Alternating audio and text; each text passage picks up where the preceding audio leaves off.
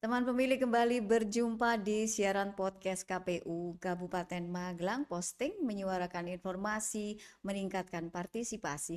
Dan pada edisi spesial atau edisi ke-16, posting kali ini telah hadir di studio bersama saya Ii. Tamu istimewa kita pada kesempatan kali ini yaitu Ketua PWI Kabupaten Magelang. Dan tentu saja kita akan segera ngobrol asik dengan beliaunya yang masih muda. Baik, kita langsung sapa beliau. Selamat siang, Selamat Mbak siang. Nina Atmasari Esos, Ketua PWI Kabupaten Magelang. Terima Baik, Mbak, kasih. monggo persilakan kami Selamat siang, Mbak untuk I. menyapa teman Selamat siang, pemilih. teman pemilih. Terima kasih saya pagi ini diberikan kesempatan untuk bertemu langsung dengan teman pemilih melalui siaran di YouTube KPU Kabupaten Magelang ini.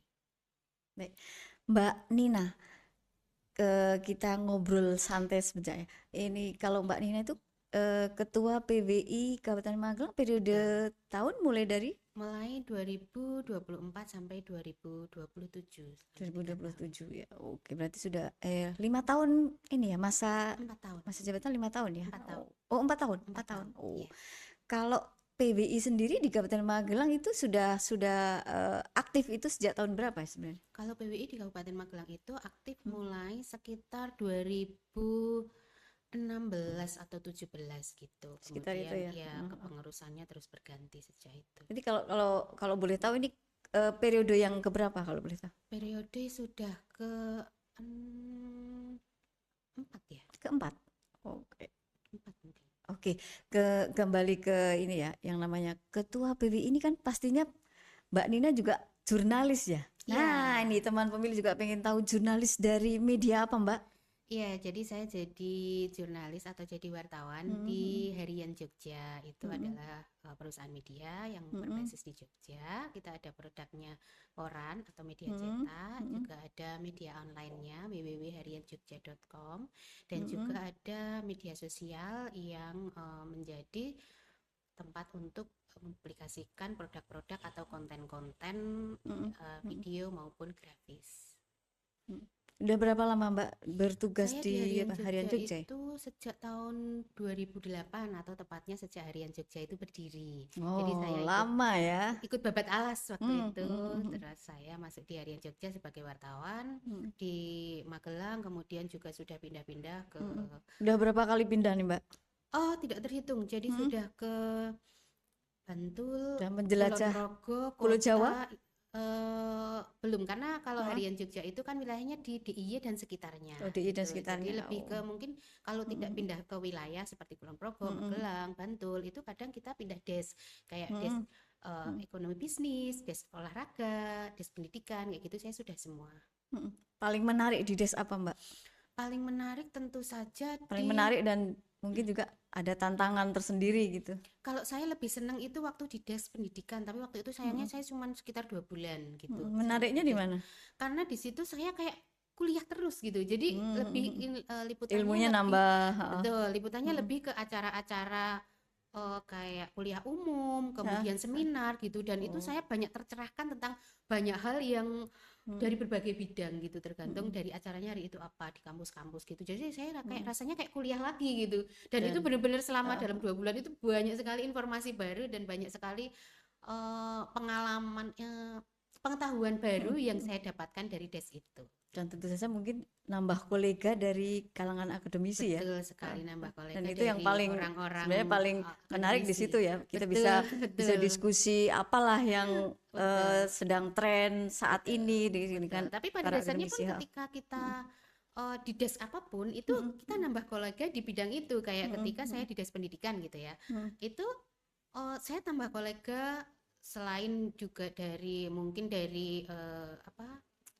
pejabat, bukan pejabat ya, apa ya, mm, pimpinan dari perusahaan-perusahaan gitu ya, mm, misalnya saya mm, ada undangan dari Pertamina, dari mm, PLN, dari mm, bank apa gitu, atau asuransi kayak mm, gitu kan, mm, saya jadi punya kenalan di bidang-bidang itu, mm, mm, orang-orang yang menjadi pimpinan di perusahaan-perusahaan itu. Tapi selain mm, itu juga saya juga dapat ilmu ketika saya liputan tentang usaha gitu. mm, Saya memang dapat kenalan dari pengusaha apa. Tapi selain itu saya juga dapat ilmu tentang bagaimana sih menjalankan usaha ini, bagaimana merintis usaha ini. Itu saya dapat banyak itu. Saya bahkan dulu ketika liputan, saya sempat punya usaha yang ilmunya itu saya dapatkan dari liputan gitu. Itu salah satu Jadi saya udah dipraktekkan ya. iya Oh manfaat ternyata lain kayak dari gini liputan. sebenarnya gitu. Betul, betul.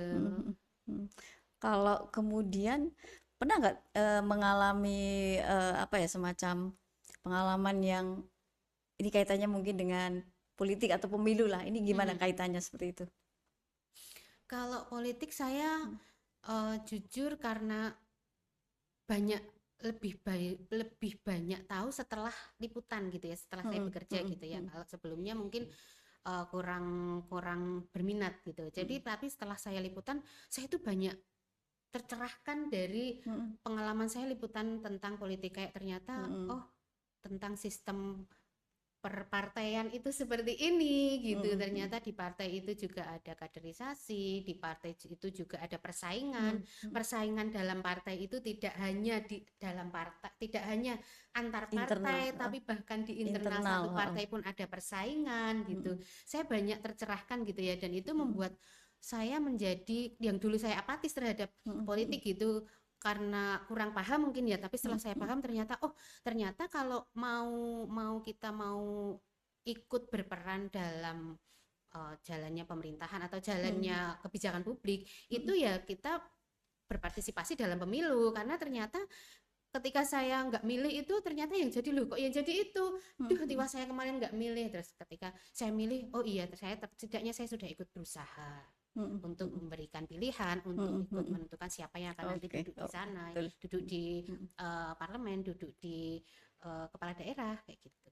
Kalau kemudian kita ngobrol soal banyaknya pengalaman dengan banyak kolega, kalau menurut Mbak Nina menjadi keuntungan sendiri nggak kita jadi jurnalis itu? Gitu. Tentu saja. Jadi menjadi jurnalis itu membuat kita banyak kolega ya, terutama narasumber kita gitu. Jadi dari yang mulai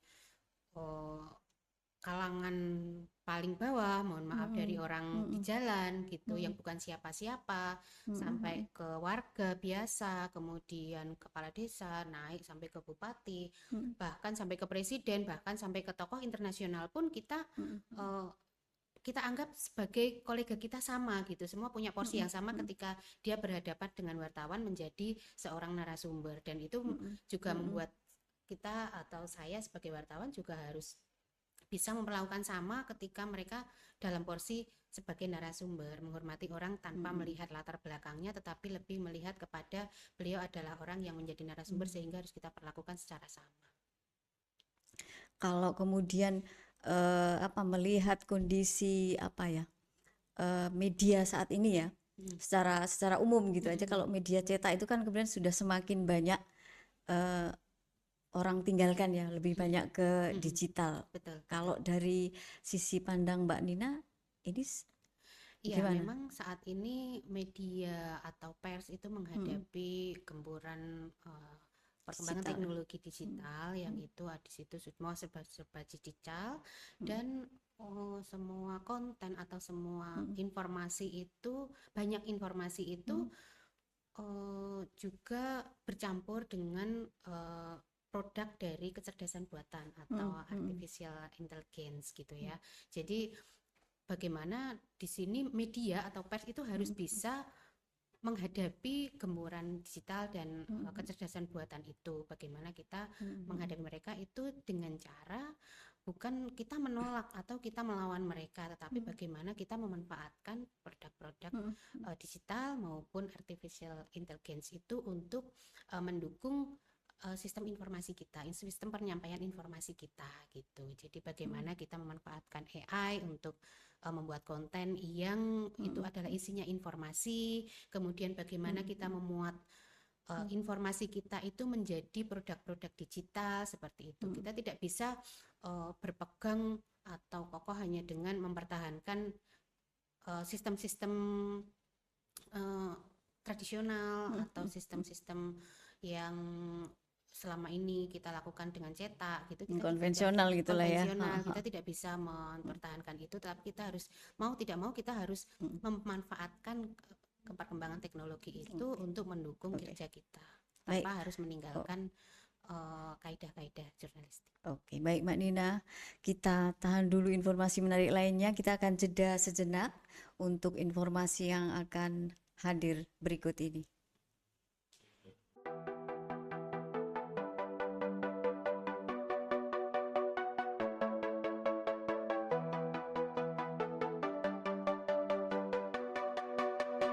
Ya, ada yang bisa saya bantu? Kami dari mahasiswa ingin tanya informasi untuk jumlah TPS pemilu 2024, Pak. Oh iya, nanti untuk pelayanan PPID, nanti saya berikan urut nomor, nanti Iya. bisa dilayani di luar kota. Iya. Terima kasih Bapak. Sama-sama. Sana ya. Iya, langsung aja. Ya.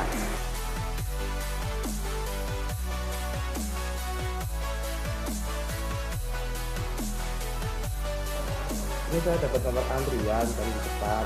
Kebetulan kami dari mahasiswa ingin mendapatkan informasi jumlah TPS di pemilu 2024 kemarin. Apakah bisa dibantu? Iya, kami siap membantu. Ini mohon tunjukkan untuk kartu identitasnya dari mbaknya sama masnya ya. Saya kemudian saya ini karena teman-teman yang silakan. bisa dibantu. Ini data diri saya, KTP saya.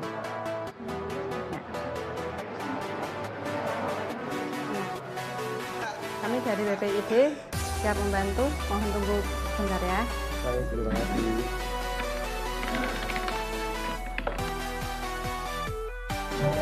Kurang dari tadi. Sudah menulis nomor WA mas? Sudah? Nomor Di handphone? sini, ya. Sudah lengkap? Oh iya. Tunggu sebentar ya. Bawa flash disk ya mas? Kebetulan saya tidak bawa, tapi apakah bisa dikirim di via kontak atau WA? Oke siap. Saya kirimkan melalui WA ya. Iya, terima kasih. Bisa dicek? Coba saya kirimkan ya.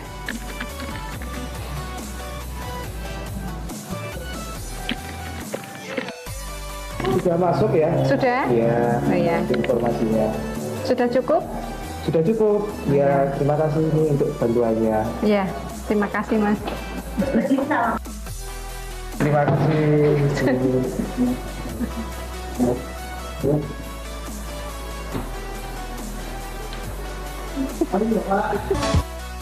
Baik teman pemilih, kembali bersama saya Ii di posting podcastnya KPU Kabupaten Magelang, menyuarakan informasi, meningkatkan partisipasi, dan tentu masih bersama saya Mbak Nina Atmasari, Ketua PWI Kabupaten Magelang. Mbak, kita lanjutkan ngobrol kita tentang dunia jurnalis. Nah, ini kembali ke obrolan kita tentang jurnalistik. Nah, ini bisa bercerita sedikit tentang kiprah organisasi Persatuan Wartawan Indonesia khususnya di Kabupaten Magelang. Nah, bertepatan dengan peringatan Hari Pers Nasional 9 Februari 2020 kemarin, kalau tidak salah kan PWI Kabupaten Magelang menyelenggarakan kegiatan yang cukup fenomenal ya. Bisa cerita sedikit Mbak Nina?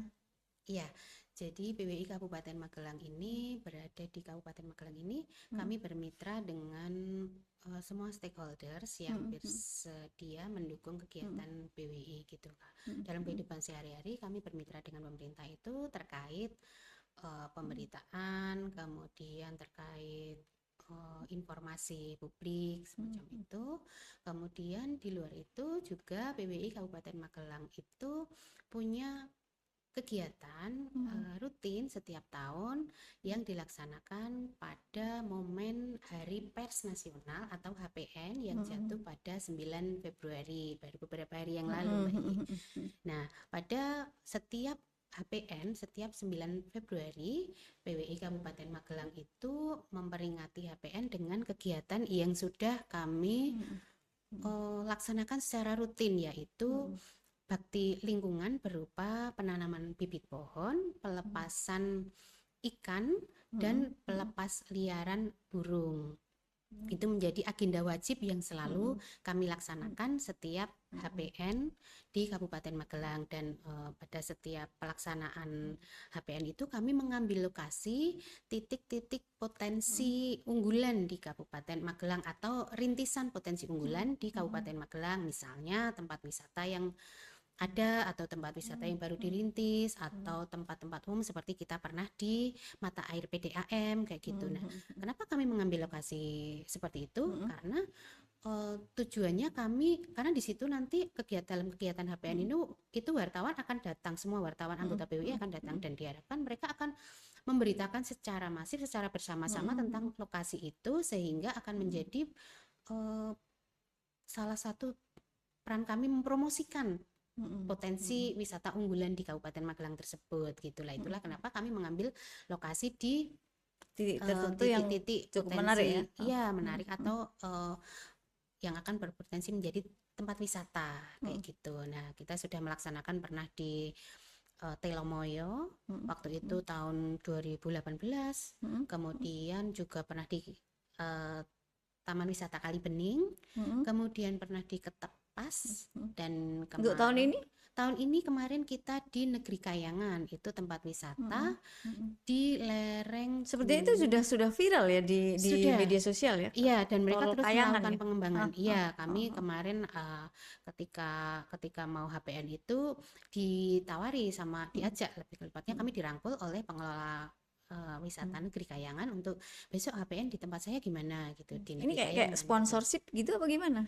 Biasanya mereka seperti tadi saya bilang, jadi kami kan bermitra ya, karena kami PWI itu kan punya potensinya adalah anggota yang punya media gitu ya, punya kekuatan dalam menyampaikan. Jadi kami bisa menyampaikan, Anda bisa memberikan banyak support lain yang kami butuhkan untuk pelaksanaan kegiatan itu. Misalnya mereka punya tempat, oke, mereka support tempat. Kemudian mereka punya bibit tanaman, mereka support bibit tanaman. Kemudian mereka punya usaha burung, mereka support burung. Kemudian mereka punya potensi ikan gitu, mereka support bibit ikan untuk disebar gitu. Mereka punya perairan, mereka support tempat untuk pelepasan ikan kayak gitu. Jadi semua itu dari support. Sedangkan kami mengorganisir, kemudian kami juga yang melaksanakan dan kemudian mempublikasikannya dalam media kami anggota PWI. Jadi sebenarnya kalau seperti PWI itu. mau melaksanakan kegiatan besar itu nggak cukup, tidak khawatir ya dengan anggaran dan sebagainya karena sponsorshipnya banyak ya. Lebih tepatnya kami sangat mengapresiasi gitu ya, dukungan dari banyak pihak yang ternyata ketika kami punya ide seperti itu, banyak pihak yang kita bisa support ini, ayo di tempat saya saja, ayo di tempat saya saja. Oh ya, saya punya ini, saya punya bibit, nanti saya support bibitnya. Jadi dukungan itu datang dari berbagai pihak yang selama ini menjadi relasi kami ketika kami liputan, mereka menjadi narasumber kami gitu ya. Jadi Ternyata komunikasi ketika sudah jalan lancar ya lancar sebelumnya gitu. ya. Ketika kami mempunyai acara ternyata support berdatangan sehingga kami mewujudkannya, dan alhamdulillahnya selama ini bermanfaat untuk semua gitu, baik dari pendukung atau sponsor, donatur maupun kepada lokasi atau masyarakat yang menjadi lokasi kegiatan kami gitu. Seperti kemarin kami di Kalau Negeri tahun ini Kayangan mengambil tema apa ini? Nah, di Negeri Kayangan itu kami mengambil tema Pers Nyawiji Jaga Bumi Pertiwi. Itu artinya Pers Maksudnya apa nih? Nyawiji itu adalah kami, jadi gini awalnya Nyawiji ketika itu menyatu kan? menyatu. Jadi ketika kami berdiskusi dengan pengelola Negeri Kayangan gitu ya, warga Dusun Surodadi, Desa Wonolilo, Kecamatan Sawangan.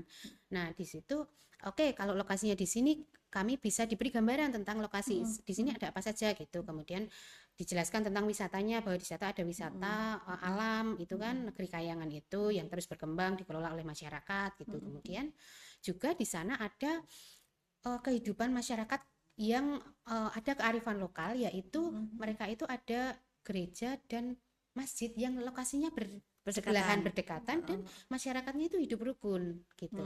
Nah, kemudian kami ambil semangat itu dengan tema kerukunan, toleransi beragama gitu. Dan kemudian oke, berarti satu tema kita ambil toleransi beragama, dan kita juga tetap mengambil tema kita yaitu seperti rutinitas tahunan, yaitu bakti lingkungan itu yang kemudian kita ambil menjadi tema Jaga Bumi Pertiwi. Sedangkan tema toleransi lingkungan itu kita wujudkan menjadi kalimat Pers Nyawiji. Jadi pers itu berperan juga dalam menyatukan gitu, menjaga toleransi supaya persatuan dan kesatuan di tanah air ini terjaga. Nah, itu kita wujudkan dalam Pers Nyawiji itu dengan lomba menulis esai dan Untuk? lomba menulis puisi. Nah, karena kami ingin juga memberikan mengajak generasi muda untuk juga menyuarakan tentang toleransi beragama itu, maka lomba ini kita buka untuk kalangan siswa SMP atau MTS di Kabupaten Magelang. Jadi kemarin kita bikin lomba. Kenapa Untuk- dipilih yang tingkat menengah pertama bukan yang menengah atas gitu? Kan mereka Iya. mungkin dari sisi cara pandang mereka mungkin sudah lebih luas, terpaan media sosialnya lebih luas ya.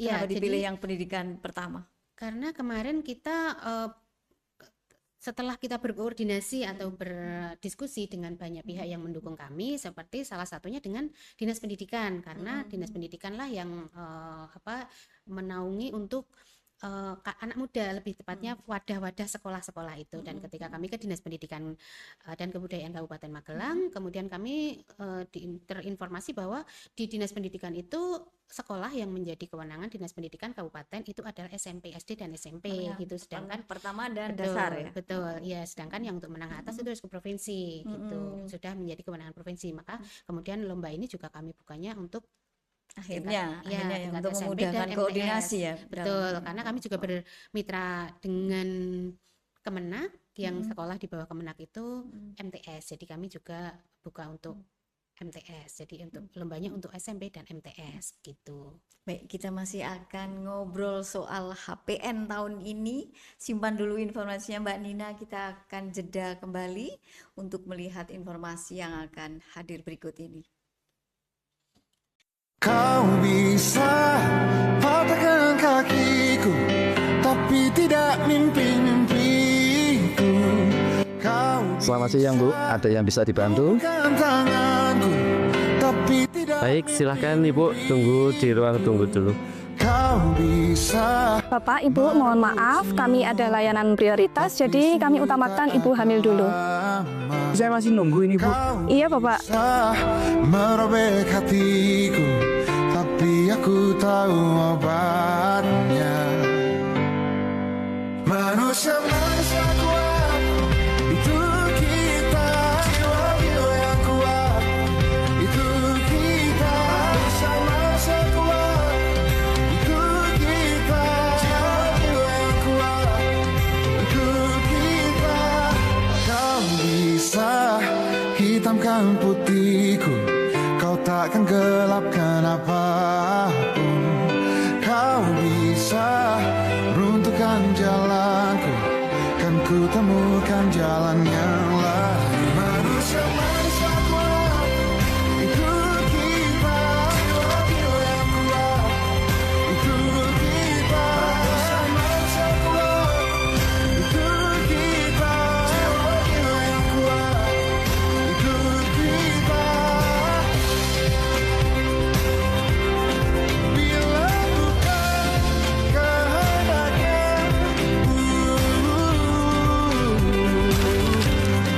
tidak satu pun jelasmu akan bawa bahaya.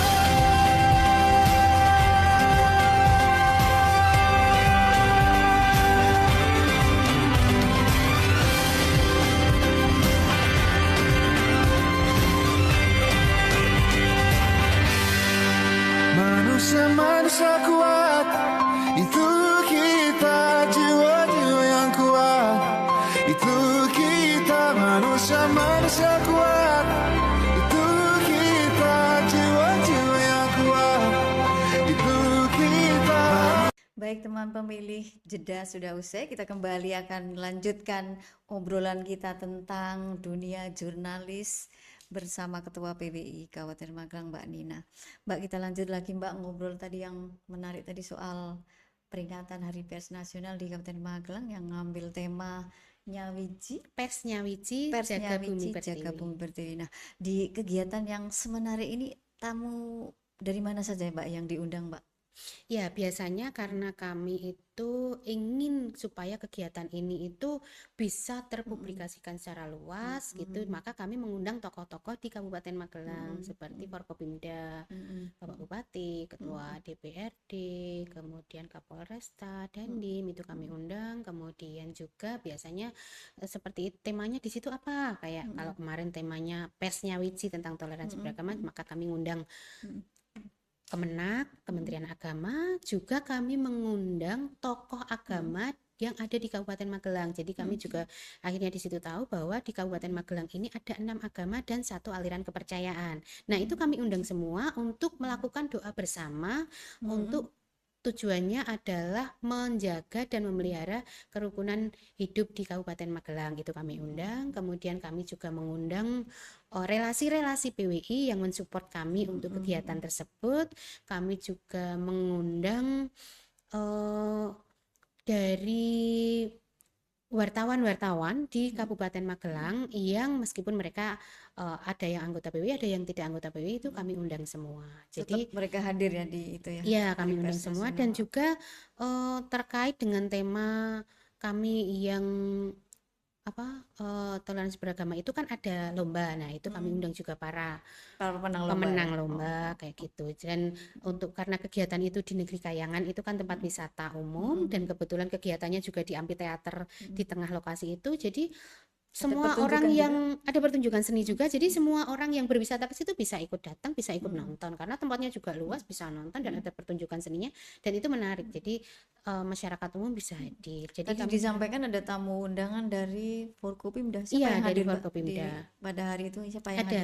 hadir? Ya, waktu itu hadir dari Bapak Bupati, yang hadir adalah Asisten 3 Bapak Asfuri Muksis, kemudian Ketua DPRD itu hadir langsung Pak Sakir, kemudian dari Polresta itu adalah Wakapolres PLT Wakapolresta Pak Eko itu hadir, kemudian dari Kodim itu dari Koramil kayak gitu, dari Kemenak juga hadir gitu. Kemudian dari instansi relasi itu malah ada yang hadir dari Badan Otorita Borobudur yang mensupport kami itu hadir Pak Yusuf itu direktur Sebenarnya tokoh-tokoh komunikasi ini publik yang ya. dikenal publik sebenarnya. Nah, Betul. dalam kesempatan itu apa yang mereka lakukan? Misalkan ada kemarin kalau nggak salah ada tanam pohon ya. Iya, betul. Jadi dalam Pohon apa yang ditanam? bakti lingkungan itu ada tanam pohon, kemudian ada lepas burung. Nah, itu di saat itu semua yang pengen berpartisipasi, kami sediakan untuk penanaman pohon. Jadi kami selalu Ada pohon berkomunikasi. khusus yang disediakan? Betul. Misalkan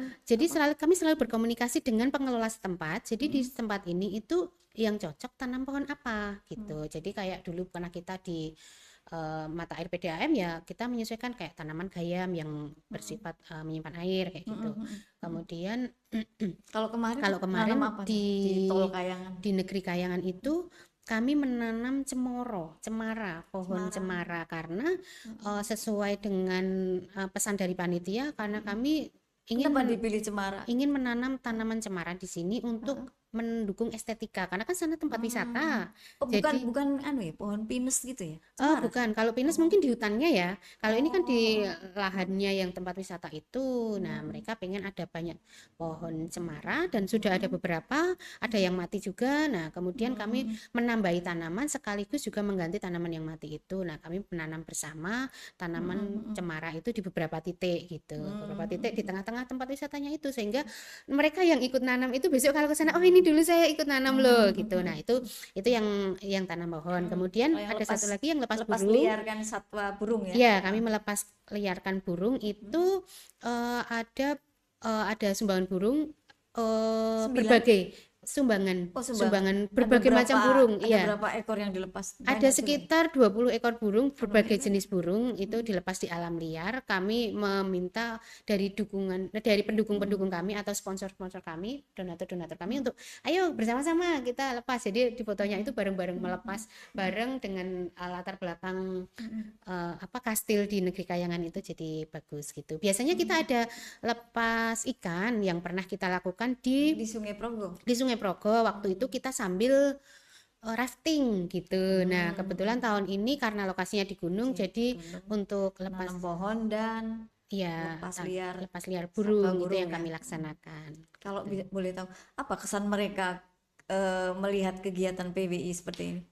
Saya lihat mereka sangat tertarik Antusias. ya gitu, karena terutama yang lepas burung gitu, karena jarang gitu ya ada kegiatan melepas liarkan burung gitu, dan apalagi di situ ada berbagai macam jenis burung gitu. Jadi kita bisa lepas burung bareng-bareng, kemudian kita juga ada tanam pohonnya yang di situ juga ditanam di beberapa ada tanamannya yang kemudian ketika kita besok ke sana lagi itu bisa dilihat, oh ini dulu saya yang menanam loh, saya ikut nanam loh kayak gitu, dan tanamannya masih ada. Jadi kita berharap bisa memberikan dampak secara jangka panjang untuk kelestarian lingkungan setempat.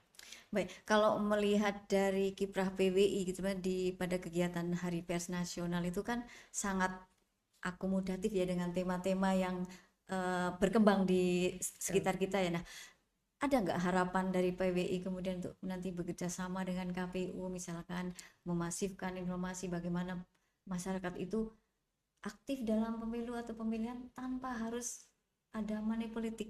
Oh, sangat bisa sekali Mbak Ii. Jadi gini, kami kan juga punya peran sesuai dengan peran pers di Indonesia ini adalah untuk penyampaian informasi. Sebagai salah satu pilar demokrasi juga kan ya? Iya, kemudian peran kami adalah untuk edukasi dan peran kami juga untuk kontrol sosial itu adalah, dan satu lagi hiburan. Jadi 4 peran pers. Dan dari peran pers itu sangat cocok dan sangat sesuai untuk berkolaborasi dengan KPU untuk kami menyukseskan pemilu gitu, dengan kita melaksanakan peran itu saja gitu. Jadi kita menjadi penyampai informasi, kemudian kita juga melakukan edukasi pemilih supaya mereka meningkatkan partisipasinya, meningkatkan peran partisipasi dari publik, dan juga kita juga menjadi kontrol sosial untuk mengontrol tentang informasi-informasi yang baik dan informasi benar dan informasi salah supaya masyarakat mendapatkan informasi yang benar. Nah, itu bisa kita berkolaborasi dengan KPU menjelang pemilu biasanya kayak gitu. Jadi kita juga bisa mengambil tema APN untuk edukasi politik bekerja sama dengan KPU, karena itu juga menjalankan 3 dari 4 peran pers bagi negara gitu, Mbak. Mbak Nina, untuk closing obrolan kita hari ini, saya penasaran nih dengan apa sih harapan Mbak Nina ya sebagai Ketua PWI Kabupaten Magelang. Harapan Mbak Nina kepada KPU sebagai penyelenggara pemilu dan pemilihan seperti apa, Mbak?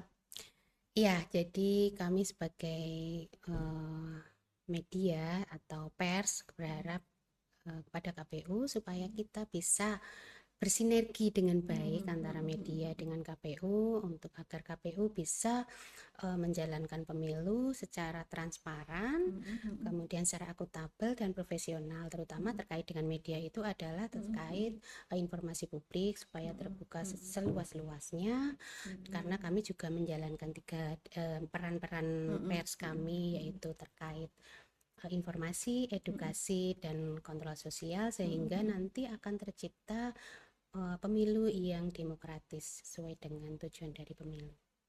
Kualitas pemilu juga makin bagus ya kalau kemudian ada peran pers di situ yang membantu menyebarkan informasi tentang pemilu dan pemilihan. Baik teman pemilih, demikian tadi bincang-bincang kita bersama Ketua PWI Kabupaten Magelang, dan tentu saja kami mengucapkan terima kasih untuk keluangan waktu dan Sama-sama, juga Mbak kehadiran Mbak Ii. Nina di studio posting. Mohon maaf bila masih banyak kekurangan dalam menyambut tamu.